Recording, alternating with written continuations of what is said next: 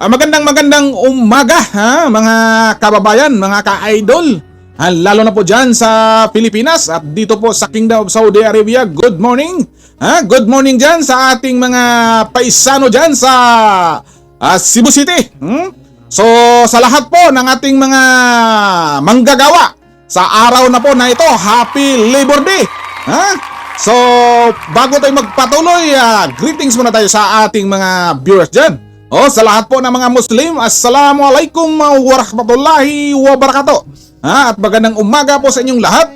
At maayong buntag diha sa Cebu, Cebu City, lalawigan of Cebu. At lalo na po sa aking barangay dyan, sa may barangay Saksak, Pinibungan, Cebu. Sa mga bihik pamilya, mga kumusta? So mga ka-idol, so magandang pag-usapan po natin ngayon.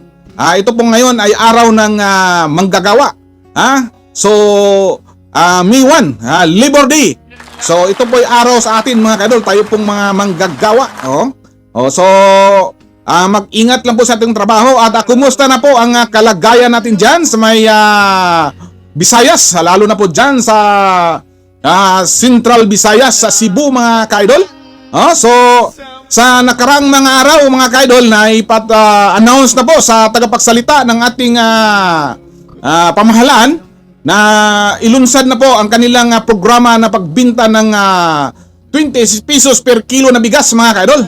So ayon sa balita mga kaidol, uunahin daw ang Cebu, ang Cebu City. So kumusta ang mga taga Cebu City ngayon? Ngayon ay araw ng